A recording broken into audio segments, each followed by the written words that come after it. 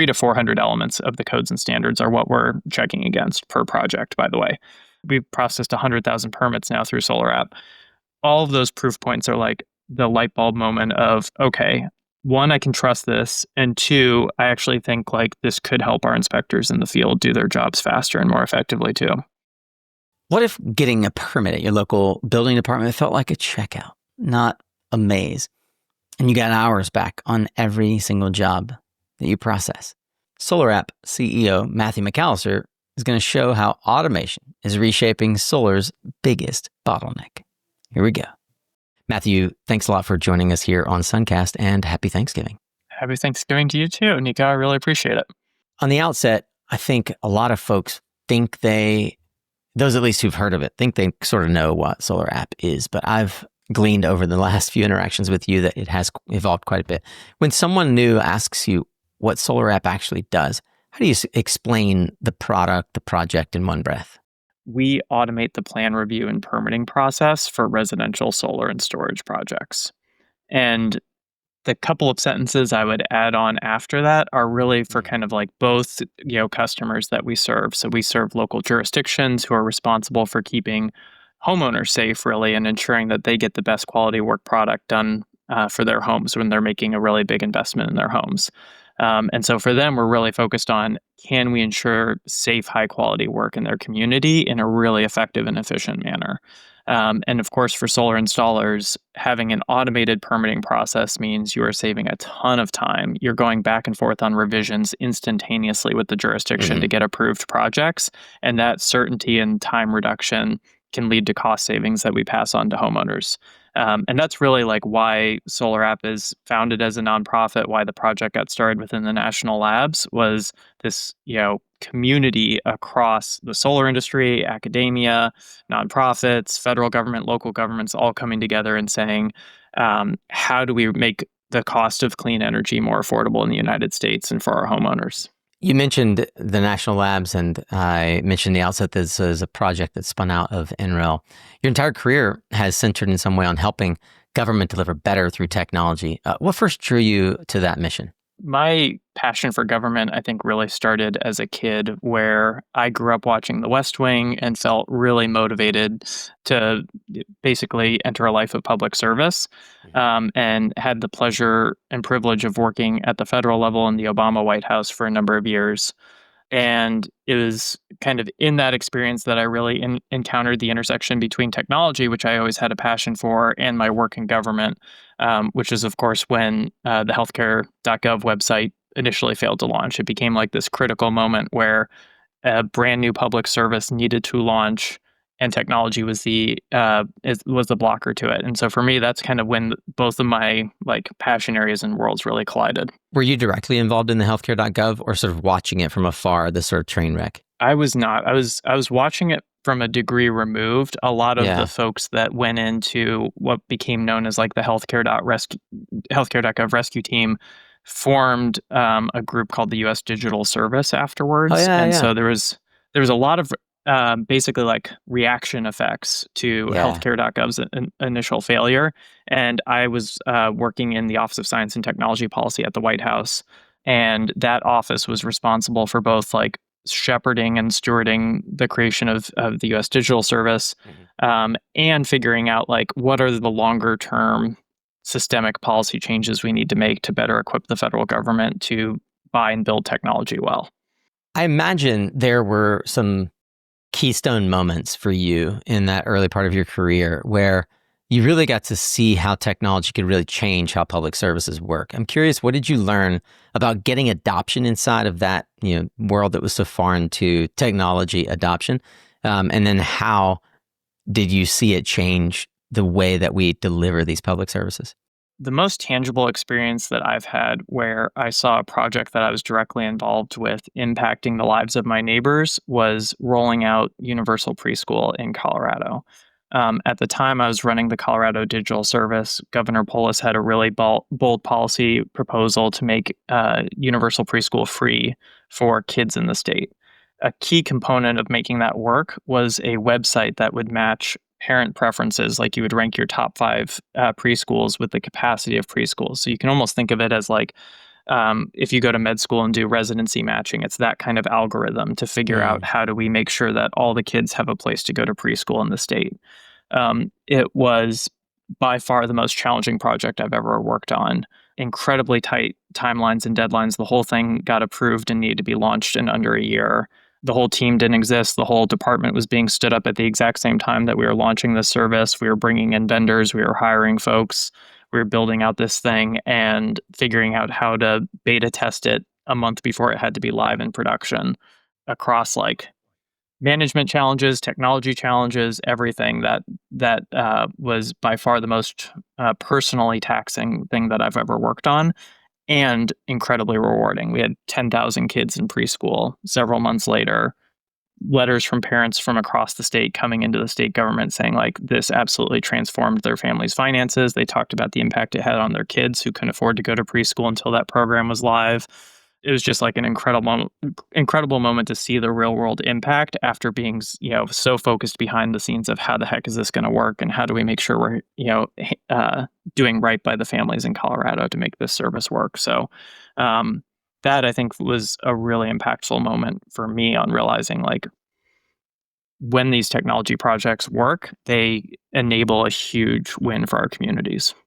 After launching something that big inside of government, I'm curious, what made you step back and think, what's the next thing worth fixing? How do I wrap my head around the next steps for my career? And I'm curious in particular, what pointed you towards the struggles that many of us face inside clean energy, solar, bottlenecks for scaling this, the clean energy transition? Yeah, as I was thinking about my next steps, I was really trying to look for something where I could bring my experience in public sector and with state and local government into my next role. And I was really committed to making my next role one that was focused on climate change and figuring out how we could speed up the transition to clean energy. It was a combination of talking to mentors, really in particular, to help find the right fit with SolarAPP. But I think it ended up being just like it kind of felt like destiny when the opportunity came up because it was just this perfect mix of project born in government meant to make public service more effective through technology and really focused on like permitting as a point of friction for frontline workers. And from all of the prior experience I've had, I think a lot of people blame government for being slow and inefficient and all this stuff. In my experience, like working with frontline staff across every layer of government, is folks are working their asses off, candidly. Have so few resources. Like the tools you have at your disposal are like a desktop computer that's 6 or 7 years old with Microsoft Word and Excel on it, and folks are building crazy systems, in like these Yeah. Excel spreadsheets because that's the software available to them. They have zero budget. They have Oh like gosh. their headcount, and the amount that they can pay new folks is below market rate. Mm.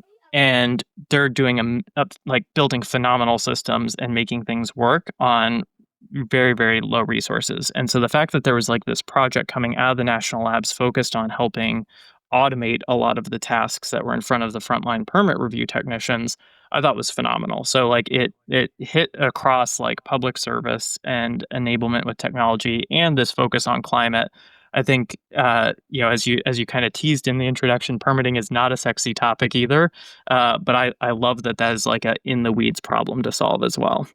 I wonder what skill set or particular skill from the public sector career gives you the biggest edge now as a CEO of a product that's meant to help public sector? I think the strengths that I bring to this role in particular are credibility with our jurisdiction partners. And when I say like my goal is to be the best partner to them possible, they believe it because I was in their shoes very, very recently. We've structured ourselves as a nonprofit with the intention of providing the best tools for free for local government. Everything about our approach, from like our terms of service to how we're engaging partners to how we onboard them, is very much focused on how do we provide like the best customer support experience we possibly can for jurisdiction partners, understanding where they're at right now as well. So I would say more than anything else, like my personal background just adds credibility to that being a very honest statement that Yeah. we're giving to our customers. And if we flip the coin, what mindset from the sort of first half of your career of working inside government did you most have to deliberately unlearn to move out as the CEO of this startup style scrappy team? I mean, I'm outside of state government now, so I can say this. Like, I was putting, software tools on a personal credit card. I was Oh, okay. buying, hoodies for my team on personal credit cards. All this stuff is like just a total pain to do when you're in the public sector, and it's like these core Yeah. parts of building a team and letting your team have the tools they need to get things done.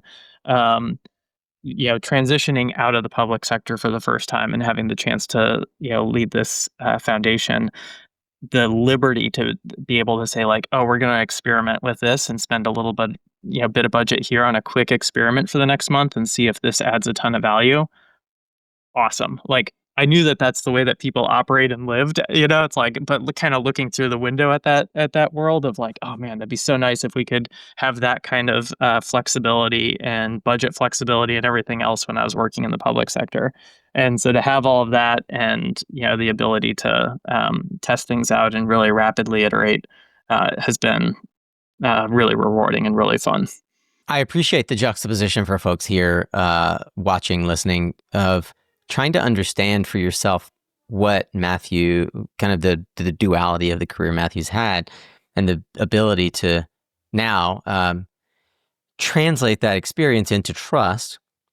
I'll liken it to conversations we've had recently about, actually back to the state of California or Colorado, Casey Becker, having been a longtime legislator, now running Colorado Solar and Storage Association. The authority, credibility, trust inherent in her ability to pick up the phone and call the enviros and say, let us into the meeting, or call legislators and say, who's the right person to talk to right now, and know that you're going to get the meeting, is something that we as an industry often don't think enough about. And that's not to say that at a corporate level, people don't. There are very good public relations folks inside of the larger companies that have bigger budgets. And I personally appreciate the things that I learn in conversation with you about what we sometimes don't know about the struggles on the other side of the table with folks that we feel combative with. And nowhere does that show more than in the planning office for your local authority having jurisdiction, or AHJ. Let's zoom out for a minute and focus on the mission itself, how SolarAPP moved from a national lab idea to something that installers are actually practically using today, and it's saving them time and it's helping facilitate things inside of that AHJ's office that makes sense for both parties. What problem at its core in permitting or inspections still keeps you up at night as the CEO of this app that's meant to solve a few really simple problems? The main thing that keeps me up is the complexity of our product is still too high for more junior staff on the installer side to like adopt quickly. So if you kind of think of back on SolarAPP starting in the labs, one way it was introduced to me is like, this is a tool built by engineers for engineers to understand if their plans are code compliant. It's like, that's great. That is an awesome starting point. For the vast majority of our users, it is not an engineer that is using it and entering data about, oh, here's our project on 123 Main Street. It's a permit technician, permit running person, more junior staff member who is handed the designs by a different member of their team and is like, okay, great. Now you have to like figure out how to get the permit. They're coming into SolarAPP and looking at, our form entry system and are having way too hard of a time doing that. Yeah, they're thinking, I'm not an engineer. I don't know. Right. Totally. And Yeah. and I think that's a really fair critique. And so we kind of sit at this tension of like, we want to provide a really rigorous review of the plans and give confidence to the building official. We can automate this part of the process for you, and you have very, very high expectations that means anything that comes through SolarAPP is code compliant, 100%. Yeah. And we have to figure out a way where the data input and entry into that system is accessible and easy enough to do, that anyone in the community that would be otherwise driving into the desk, handing off that packet of paperwork and waiting a couple of days or a couple of weeks doesn't have to do that anymore, and they can transition to digital and instant. One of the things that was a fun story that you told me of some of the conversations you began to have when you're pitching to, and I use the term pitching, but presenting the product to local permitting offices, is the reality, the realization that it does so much more even than their own internal staff is establishing as a level of rigor. So I guess speaking to both those in the HJ as well as the crews who, or the installers who might be thinking that SolarAPP really only handles sort of a narrow slice of work, unpack for us what it actually can process and how it actually facilitates accelerating us deploying more solar and reducing the workload on both sides of the aisle. When the product first came out of NREL, it was really narrowly focused on solar only, no storage, very limited number of architectures, just to really have a proof of concept of this can work in this kind of constrained environment.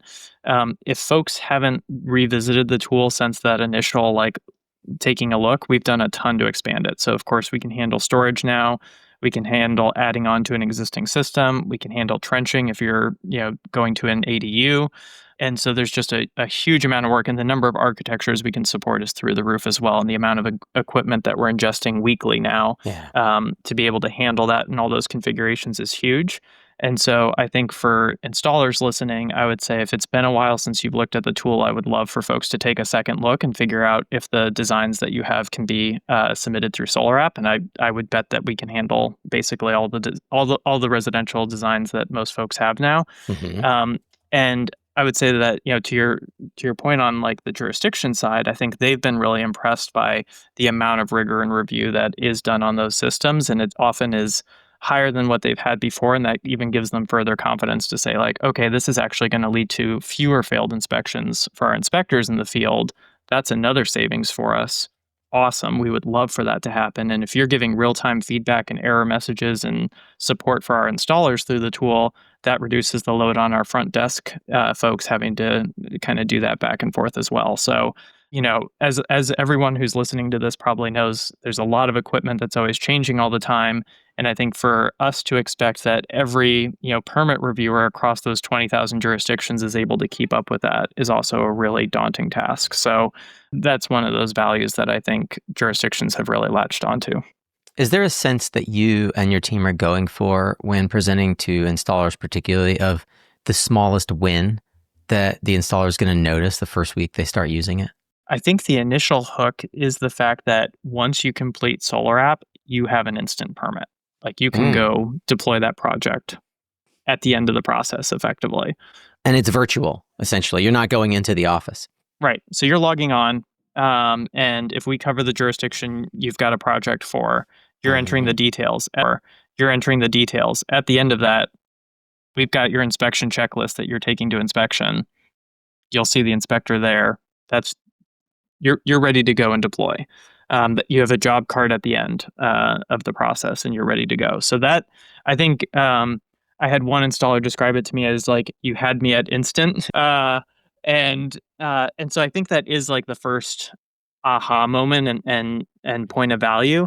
To the question of what keeps me up at night again, though, for that first time getting through the project, that's 30 to 60 minutes of time getting through our form on the first try. If you haven't if you're not already familiar with how to do it quickly.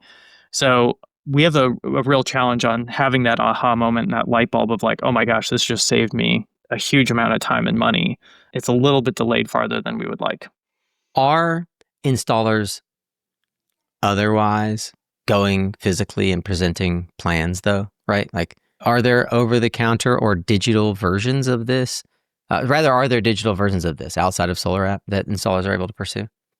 Yeah, so you can have conventional permitting that's also still digital. So if the government's using a GovTech platform like an Acela or a Tyler Tech or an OpenGov, odds are you're submitting PDF uploads and a bunch of other details into that system right now.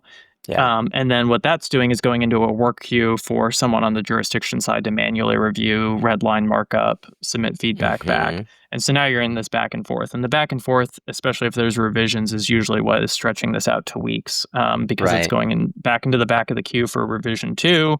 Now you're waiting for it to bubble up for that reviewer's time. All of that is where you're just adding friction to the process. Yeah. And usually installers will have someone who's a specialist at this. So especially for their local jurisdiction, they know exactly how to do it. But man, I'll tell you, just trying to get a permit for a porch extension in my local jurisdiction in Durham, it was mind-numbingly difficult. I remember thinking to myself, can I just walk all of this into the office and hand it to someone? I don't even want to use this interface online. This is Hmm. worse. It's a worse experience.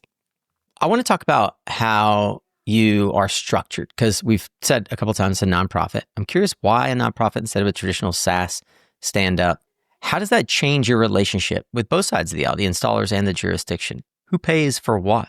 We're a nonprofit because our overall goal is to figure out how to lower the soft costs of the clean energy transition. And what that means in practice is we will do things that are loss generating for us as a foundation in order to achieve that mission. So Mhm. if you think of this from like the problem statement of we have 20,000 jurisdictions in the US and permitting is this, source of friction and time delay, there's going to be some of those jurisdictions where from our time and energy cost of getting them on board, we will probably never break even. Like it's too small of a jurisdiction or it's in a part of, the country that doesn't have as robust of a solar market.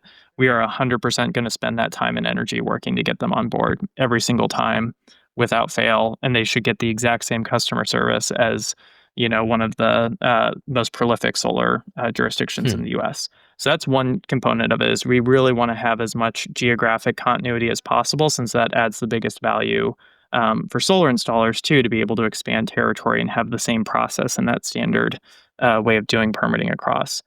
I would say the way that it shows up then is, we are free for our local government partners. And I think in a lot of cases, that's incredibly valuable for them because we're not triggering a whole bunch of procurement processes on their side where they have to figure out whether or not they want to use us. And we're not locking them into any contract. So they can back out any day without notice to us at all. They can just stop using SolarAPP if they don't like what we're doing for them. And on the installer side, we do charge a per project fee there to cover our expenses.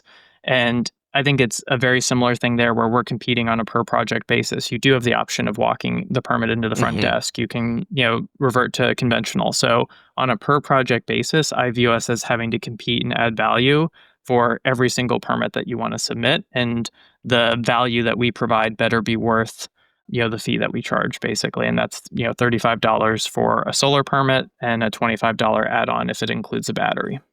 The biggest hurdle, it seems to me, is getting the AHJ on board because they have to agree to it before the installer can use it.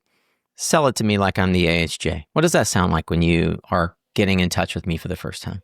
Nico, if you were the building official in Durham, I would be basically coming to you and saying something to the effect of, I know that solar permits are probably not the thing that are top of mind for you right now, and they're not the thing that you get yelled at by the mayor or city council about, like, why do we have delays? Homeowners in your community might not even know, like, when something is waiting for a permit versus other parts of the process. But I can tell you that for that chunk of the workload for your city staff, we can take that off their plates and we can do it by the end of this week. We can be live with you processing permits by the end of the week. We are not a huge technology platform. We're effectively a Chrome extension for this part of your plan review. And you can both up the quality of the work in the community and hold your local contractors to a really high quality standard where you're failing at inspection less frequently, and you can save your limited resources of your staff time and money by automating this part of the process. So we would love to partner with you and figure out how we can help make that happen. So two questions come up for me there. What is the aha moment that usually surprises them and like gets them to say like, so this is how it works? And then how do you know they've really got it? Like, is there a moment when the switch flips and you're looking for? Yeah, so we have regular standing demonstrations and we'll walk folks through the product. And I think for all the folks who have done plan review on the jurisdiction side before, when they walk through the product and see the level of review that we're doing and they see the inspection checklist at the end and how many components of the code we've checked against, which is like 300 to 400 elements of the codes and standards are what we're checking against per project, by the way. So we're running a ton of checks depending on the configuration. We present all of that to the building official and their staff during the demonstration. And it's usually at that moment where they're like, wow, the level of rigor and review and how much it's been, battle tested effectively. We've processed 100,000 permits now through SolarAPP. All of those proof points are like the light bulb moment of, okay, one, I can trust this, and two, I actually think like this could help our inspectors in the field do their jobs faster and more effectively too. Nevertheless, every shift in practice operations has skeptics. What are the most common misconceptions you run into? I think something that will cause folks to get a little bit hung up is if they view themselves as not having a very significant number of solar permits. There's basically an ROI trade off for them there of like, look, we don't process that many. Um, we're pretty fast when we do. What's the benefit?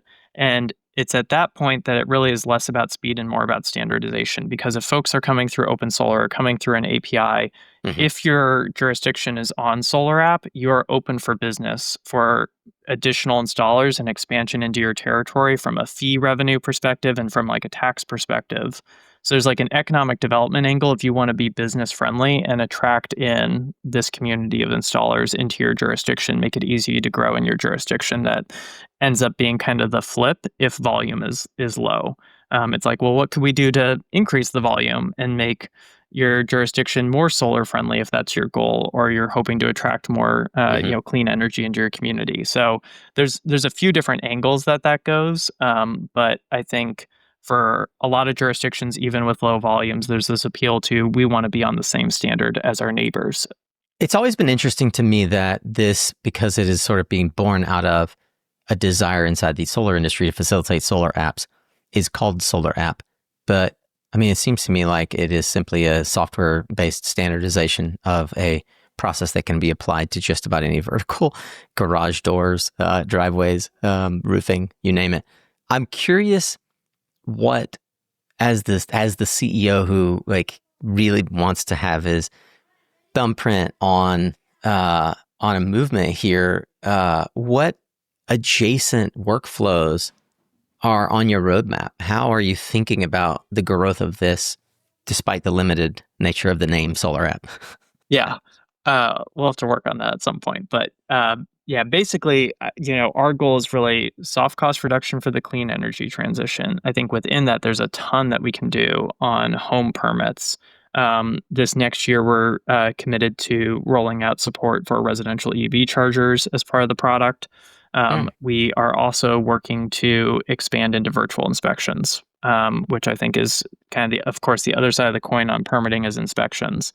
And we want to make that a really seamless end-to-end experience where you can get your automated permit. As you're doing the project, you can be taking the photos and videos that you're probably already taking, already, and we're able to do a ton of analysis then for the jurisdiction that compares the as-planned state to the as-built state. So we're really excited to start work on that as well.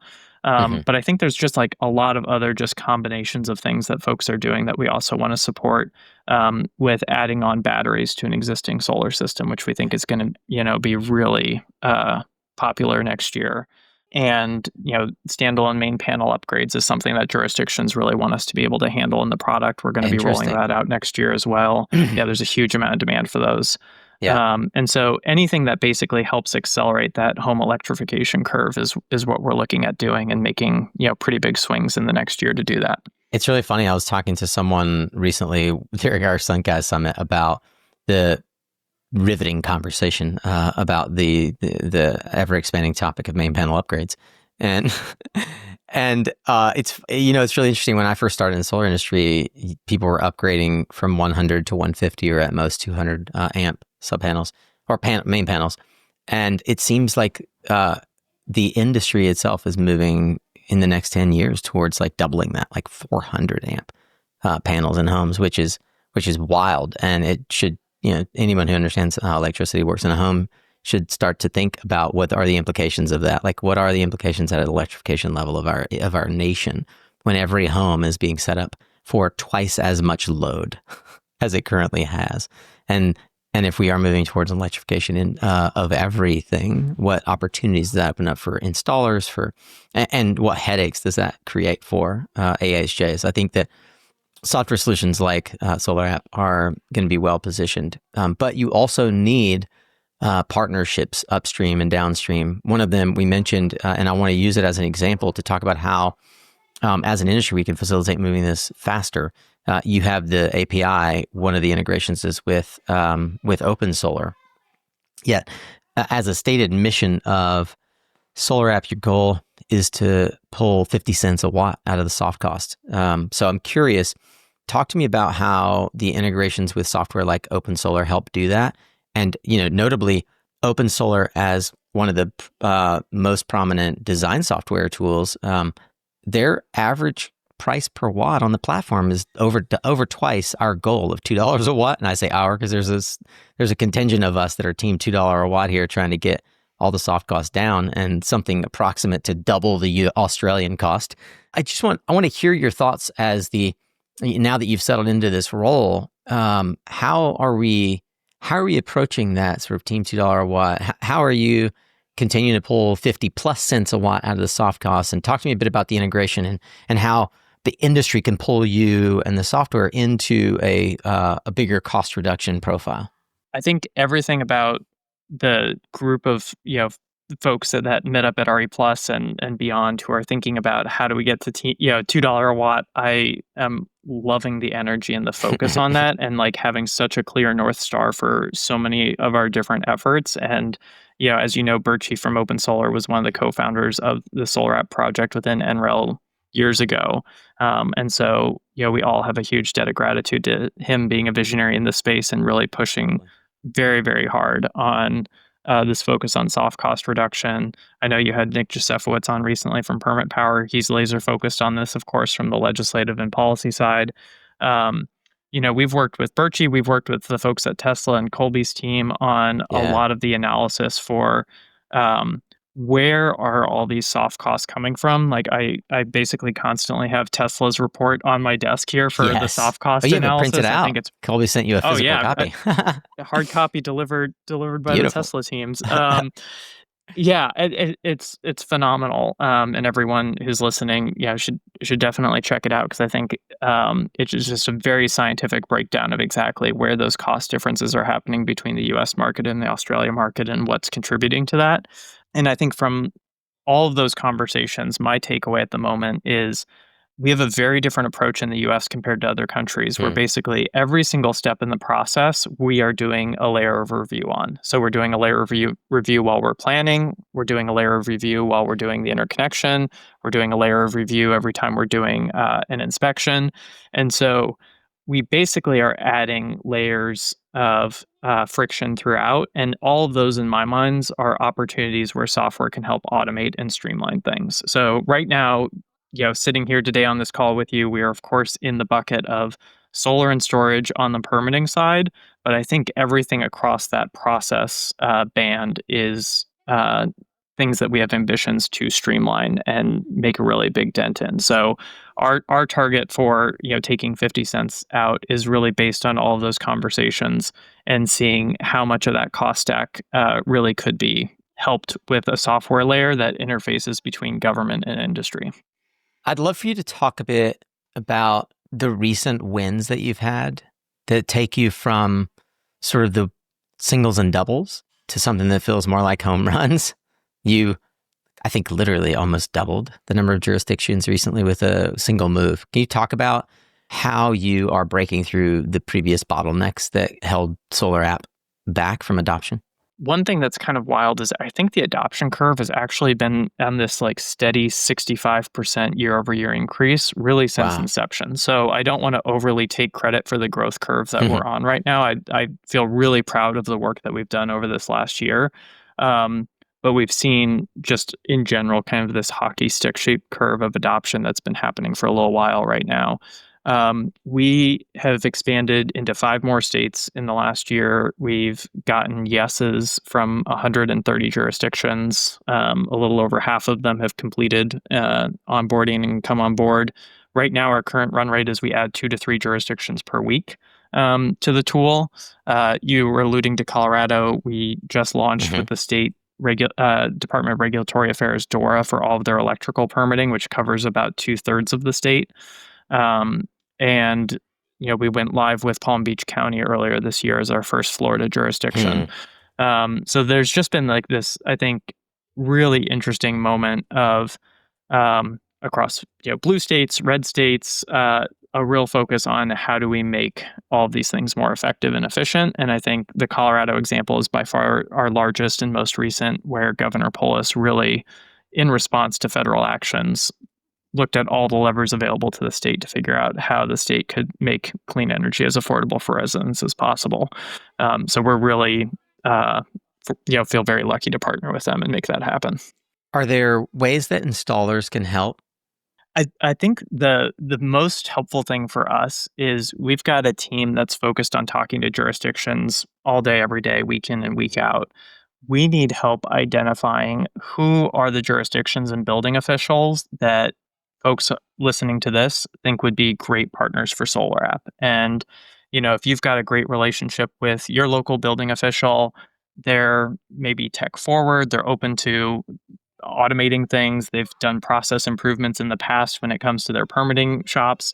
All of those kind of profiles of folks are great fits for us. They're really, really strong fits for us. So we have a contact at solarappfoundation.org is our direct email to get in touch with the team that does work with our jurisdictions. We also have a page on our site where folks can nominate a jurisdiction they think would be a great fit for SolarAPP, and we follow up with whoever is nominating and get more context before we reach out to the jurisdiction. But that is by far and away the most helpful thing for us is identifying those jurisdictions that you think would be interested in streamlining and automating some of their flows. What if I have a terse relationship with my jurisdiction and I just want to get them out of the way and put SolarAPP in place? You're probably not the right person to make a warm introduction for us, would be my quick reaction on that. But we would love to know still about like jurisdictions where maybe the permitting is particularly onerous and we go and find like a good, neighboring jurisdiction or partner to that jurisdiction who could help us out with a warm introduction. We have not found much success in a combative relationship between installers and the jurisdiction being our entry point into that jurisdiction. I think maybe the other plug that I would just make for your audience is, we're working to expand really aggressively. If we're only in 1 out of the 5 territories that you serve right now, my ask would be to still please use SolarAPP for the permits in the jurisdictions where we're live, because it's really important that the jurisdiction sees the return on their investment by switching over to automated permitting. And that helps them tell their neighbors. And by far and away, the best referrals we have is when one building official is super happy with their experience with SolarAPP and they tell and invite us to like the Council of Governors meeting and everything else happening in that surrounding area. Then we can go live with the other 4. But they have to see like the staff savings time. They have to see all that stuff before they're going to recommend us to their friends. So that would just be my other ask of the audience is to, please use us where we're available. And that helps us expand faster and of course, make the product better as well. All right, let's move into a quick charge, rapid round of questions here as we round third base to home. What's the one metric or KPI that you check every week to know that things are going to be there or going in the right direction? Well, the numbers that I look at is daily permit volumes. I think the tricky thing about that one is, of course, as we're heading towards the end of 2026 here, is our daily permit volumes have been just going up and up and up, and we're seeing, these incredible ramp ups. And so like the real demand from homeowners is there to get advantage of these tax credits. Sure. What happens as we go into this next year is, is anyone's guess from my perspective on exactly like what that curve looks like. But from a daily standpoint, I'm looking at how many permits we're processing as a leading indicator for how many projects are about to get built and what's the overall funnel looking like for the communities where we serve. What's the most underrated jurisdictional win from the last 90 days, and why did it matter that so much for you? I will say Colorado here, actually. Like, I think we're definitely celebrating Colorado as a win. I think it is underrated because there's a lot more work to go with the state. And I think a good nuance for us to acknowledge on this podcast is the state handles the electrical permitting. It doesn't handle building permits, which is still done at a local layer. So Colorado, for a lot of jurisdictions, has this kind of 2 layers of permitting that's happening at the same time, one at a state level, one at a local level. The reason I think it's an underappreciated win is because I think the direction that this means the state is going is a really exciting one where we can have a more standardized approach to at least electrical permitting, but I think kind of the full stack for residential solar across the state over the next couple of years. And without getting ahead of anyone here, I think like our partnership at a state level and with some of the local jurisdictions that we've already been operating in points to this future where we could start to say, all right, you already come to the SolarAPP API for your permit. We are handling the complexity of grabbing the electrical permit from the state and the local building permit from the local AHJ. And that's a one-stop shop. You completed everything in basically one portal or one push from OpenSolar or whatever those integrations look like. So there's a lot around standardization that I think is taking place when we start operating at the state level. And Colorado is our first and biggest win at the state level, but there's more to come in 26 on that as well. Is there a particular permitting myth you wish installers would stop believing or perpetuating? I think a misperception between both sides is there. In some of the interactions I've seen, there's like kind of an assumed animosity between both parties or what intentions they're bringing to the table. Right. And I think the root of it is basically like there are definitely different motivations and intentions. Um, I think it's important for us to remember on the jurisdiction side, there everything is viewed through the lens of safety. Like speed and time is not the primary concern. Safety and quality of workmanship is number one because they're representing homeowners. And so I think appreciating that as their number one priority when we enter into conversations with them is really, really valuable. And I think for jurisdictions, a lot of times, they have a automatic default negative assumption that the installer is going to do everything they can to cut corners. And that is not always fair either. I think there's like a real misunderstanding of the financial pressures and cash flow pressures on installers right now and why that time is so valuable to them. And it's not about cutting corners. It's about like offering a cost competitive product for the community. So both of them like tie back down to the consumer and the community members they're trying to serve, but they're viewing them from two different lenses. And that of course is going to lead to some conflict. Mhm. But I don't know. I've just found like they have more in common than maybe both sides appreciate in certain markets. And I'll say that this is definitely not universally true either. Like I was in La Quinta, California in February. They hosted a roundtable session. They invited a ton of installers in. They invited neighboring jurisdictions in, and basically were asking the question of what could we be doing better. Best meeting I've been to all year. It was phenomenal. And they had very vocal critics that they were happy to serve lunch to, invite into the room and Yeah. say, like, what could be doing better? And everyone was approaching it from the lens of, great, we want our community to have really cost competitive solar and really high quality workmanship. What are we missing to accomplish that? Everyone in the room, Yeah. awesome setting. Loved that. Hmm. And so huge shout out to La Quinta and the surrounding communities for having that dialogue and hosting those kind of meetings because I think that's a really incredible way to break through what otherwise can feel like a logjam. If you could wave your magic wand and activate one integration that would move adoption fastest if it landed tomorrow with SolarAPP, what would it be? We have integrations right now with most of the big GovTech players, but it's a very lightweight integration where there's a SolarAPP permit type within like the Acellas and Tyler Techs and OpenGovs of the world. What we're working towards and what I would love to unlock tomorrow is that is instantaneous. So my true end state vision for this is if you're an installer that's using OpenSolar, you will see a button in January that you can press, and it's basically like, great, apply for permit.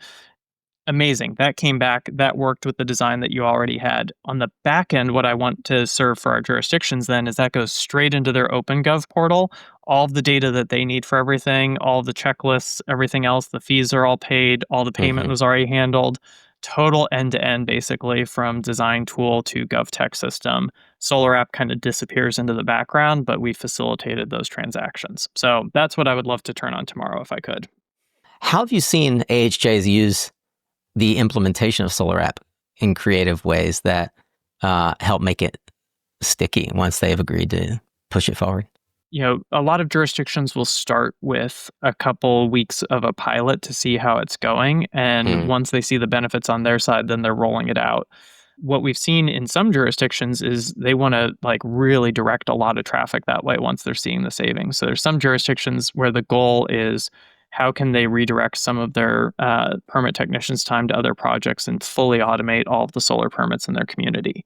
That said, a dialogue that we always have with jurisdictions is we want to make sure that they always feel confident that the projects they get from SolarAPP are of high quality and Hmm. that they're seeing those reduced failures at inspection. If that doesn't happen, like they have, this is a selling point for them and also just like a point where we're providing ongoing customer support to jurisdictions. Like they have all of the tools in their toolbox that they had pre-SolarAPP when Yeah. SolarAPP launches to make sure that everything is high quality in their community.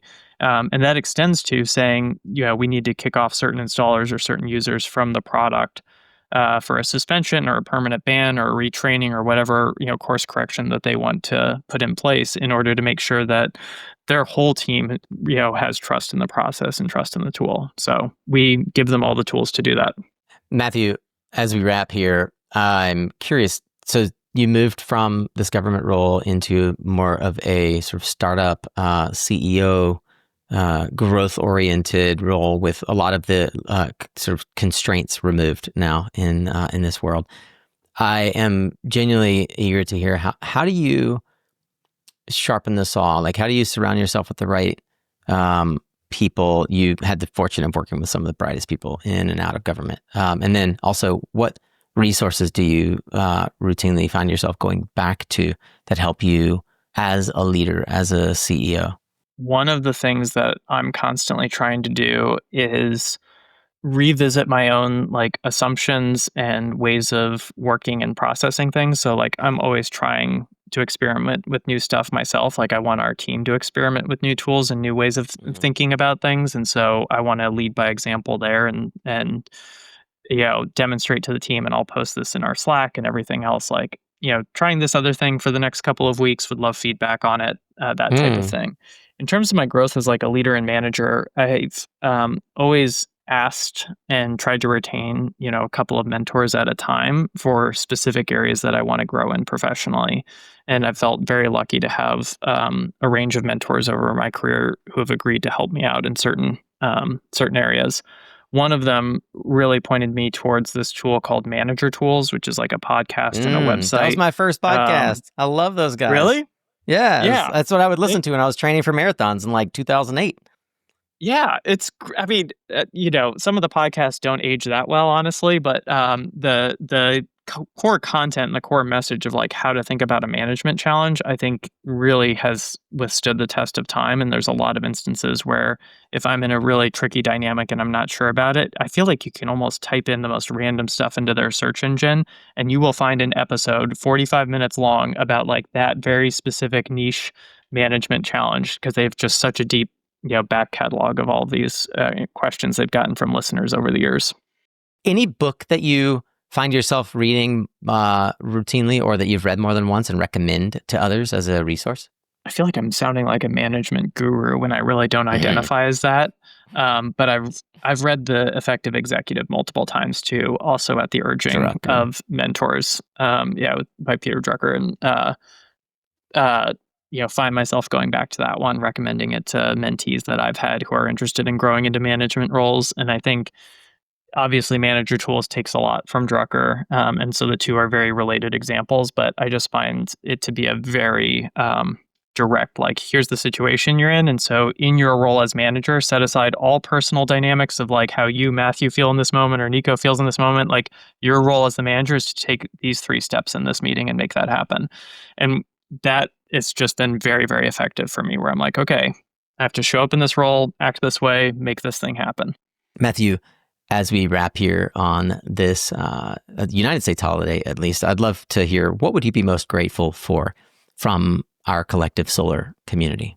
I am just really grateful that, back in 2019, dozens, hundreds of folks got together to start working on the permitting problem. And in my mind, it's one of the most successful collaborations across federal, local, state government, solar installers, academia that I've seen, and effectively a group project over the course of 5 years to really make this what it is today. So I'm just really grateful for all of the listeners who are part of that journey and have been focused on permitting as an unsexy topic that needed more attention. So, is there any piece of career guidance or advice that you've received that you, on reflection, think about, this actually held up under pressure? This is one that I need to pass along.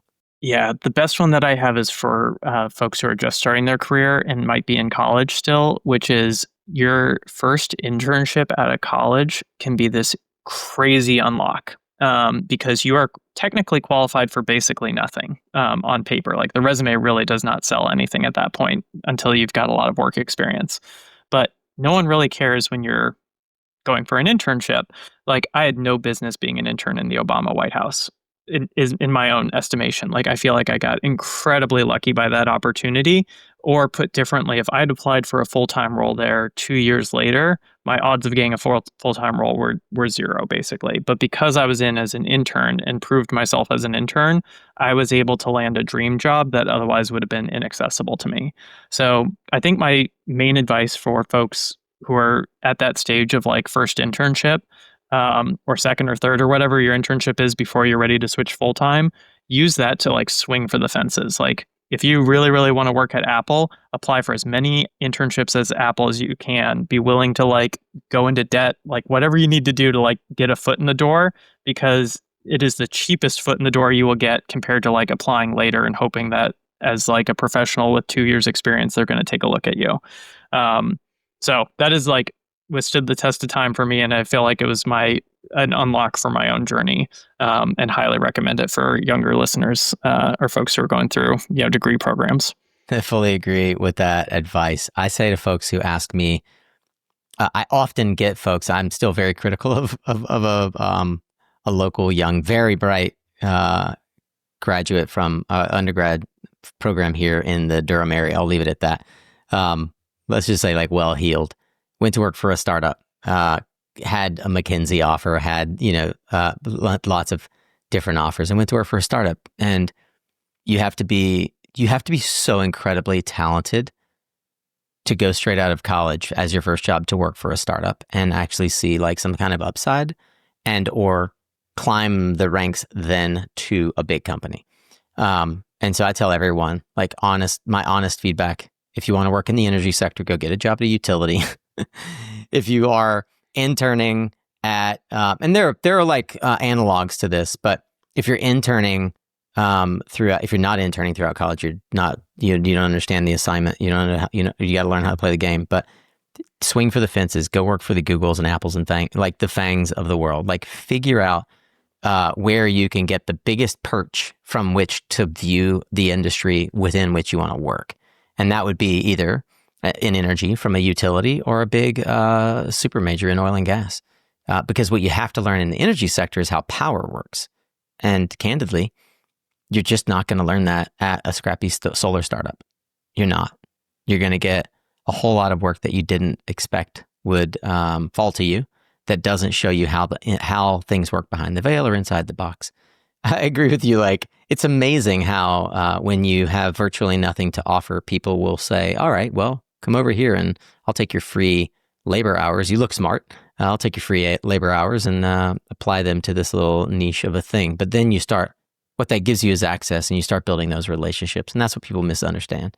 Like, I walked away from the opportunity to work at GE for the simple reason, in their renewable energy leadership program, for the simple reason that it only paid about $60,000 a year. And I was like, that's a 50% pay cut.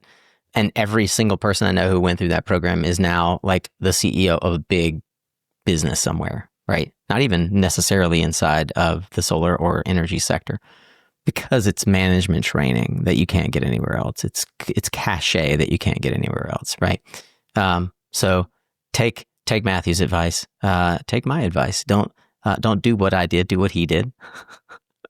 And yeah. And also, by the way, go use SolarAPP and proselytize it in your areas to the max extent possible. Unless, of course, you have a contentious relationship with your AHJ, in which case you should just call Matthew and ask how you can otherwise help make life easier for yourself.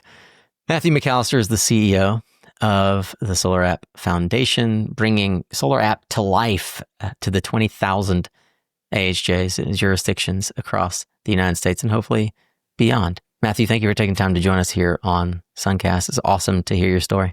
Nico, thank you so much. It was a real pleasure. Well, if SolarAPP is live in your territory, I'd encourage you to try it on your next permit and drop your before and after time trials and experiences in the comments. Not in your territory yet? Drop your name in the comments. We'll be sure to connect you with Matthew, or go find him using the show notes over on LinkedIn. And remember, you are what you listen to. Thanks again for showing up. We'll see you next time.